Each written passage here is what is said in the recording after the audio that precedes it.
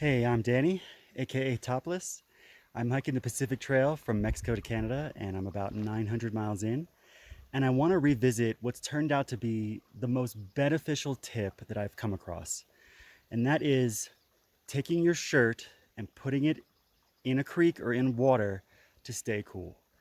There's a lot of like little details about it, so I'm going to go through all those now. So first off, I heard about this tip when I was about 300 miles into the desert. Unfortunately, I didn't do it until I was 600 miles in. So I only got to enjoy it for 100 miles, the last 100 miles of a desert. And man, I was hiking with an umbrella in one hand and a trekking pole in the other, and no shirt. And that's how I got through a lot of the desert. But it's slow. When you take your shirt and you dip it in water and put it on, it's like jumping into an ice cold pool. And you don't need an umbrella. You put on all your sun gear, you have two trekking poles, and you go way faster because you're no longer concerned about the sun because you're so cool. You're icy almost. You're just worried about the hike ahead, whether it be straight or uphill or whatever. The sun's no longer a factor. I've also been using this in the Sierras now because when you get to higher altitudes, there's no shade, there's no trees, it's just rocks. And there's so many streams, just dipping your shirt in a stream just works so brilliantly. But let me show you the ins and outs. And also let me show you what you do if you don't have a stream. Before I do, I want to talk about the material itself. So I'm soaking my shirt. I'm taking it off, I'm soaking it, I'm putting it back on. It's icy cold and wonderful. A little tricky to get on again. I understand that there are women out there who don't want to do that. There are women out there who don't want to take their shirt off or don't want a wet shirt on while they're walking around feeling icy cold for obvious reasons. Other things you could do. You could take a buff and soak that. You could take your hat, or you could take anything like a scarfish kind of material that you could like wrap around your neck. Your neck is a great place to cool down because you've got these major arteries in here. So this, just cooling this area will cool you a lot. If you had a hat and a buff, you're gonna do a great right there. So, but shirt honestly is the best.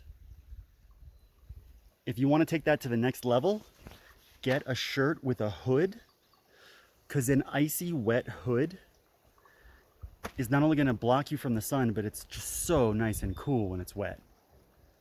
The only issue I found with this is that when your shirt is wet, your back is wet.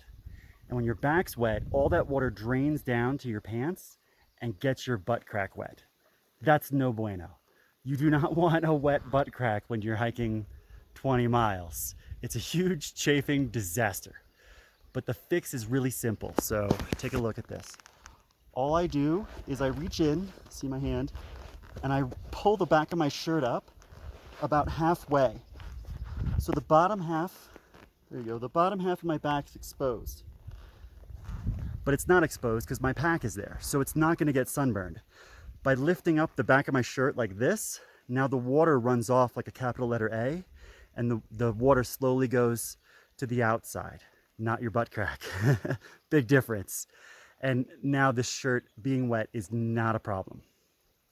Another thing you want to do is make sure that the things in your pockets of your pants are not going to get damaged by water. So if you've got like a, I don't know, a power bar in there that's sealed, no big deal. If you've got your phone in your pocket, get it out of there. Okay, now let's talk real quick about ways to get the shirt wet. Obviously, the number one way is with a stream. So I've got one here, let me just show you.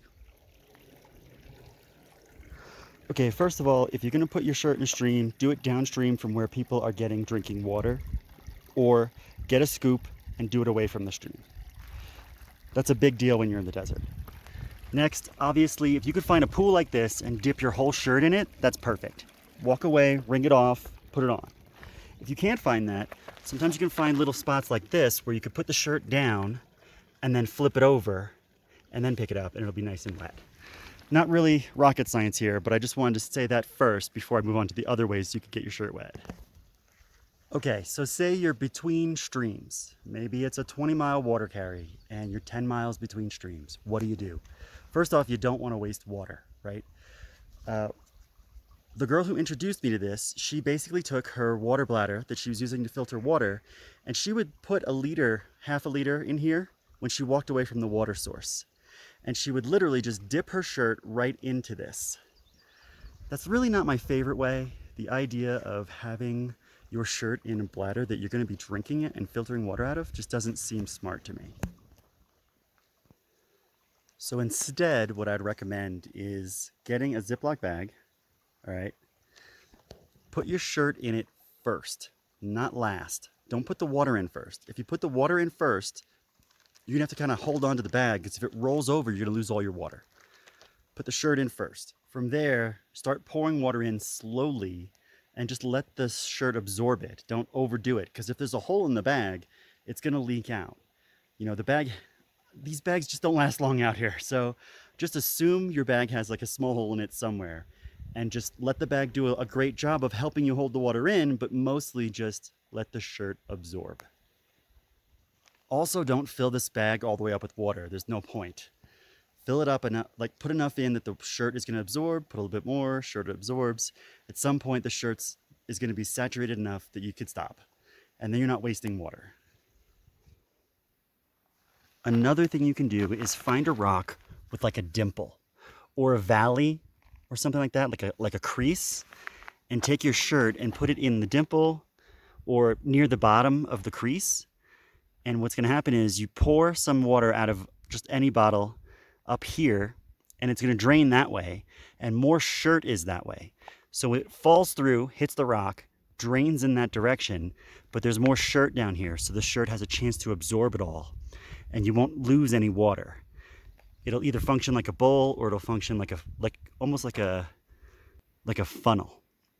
If you put this on any other rock though, say for example this one, what's going to happen is you're going to put some water on, and it's going to fall all the way through and slide off the rock. So don't do that. Look for a dimple and go really, really slow. You don't have to dump a bunch of water on it all at once. Dump a little, let it absorb, dump a little more, let it absorb. Flip over the shirt, do it again. The last way I saw somebody keeping their shirt wet is they got a bottle and they got a hot needle and they poked a hole in the top that they used as a bidet. They also had an extra nozzle so they could use it to squirt water, and they would just kind of squirt water at their shirt to keep it wet but not waste a bunch of water. If I were to pop the cap off of this and try to dump it on me, I would waste so much water. And if you want a good example of that, take the cap off this, fill the cap with water, and dump the cap on your head and see how much water runs right off your head. Imagine just pouring it. It would just go everywhere. It's the same with your shirt, especially these non-cotton shirts. These are made to kind of like have water run off. You'll see it as soon as you start wetting them. So there you go. There's all the ways I know of to get your shirt nice and wet on a hot day, even if you don't have a stream nearby. I highly recommend it. Don't forget to lift the back so you don't get that wet butt crack, because it's not a good thing. And also take your things out of your pockets. All right, I'll catch you guys next time. Oh, I forgot to mention, if you hold your shirt just right, you don't have to make the back of it wet at all, or the bottom for that matter. So if you don't want any kind of like wet butt crack, or if you don't want the front of your pants wet, just don't wet that part of your shirt and you'll be just fine.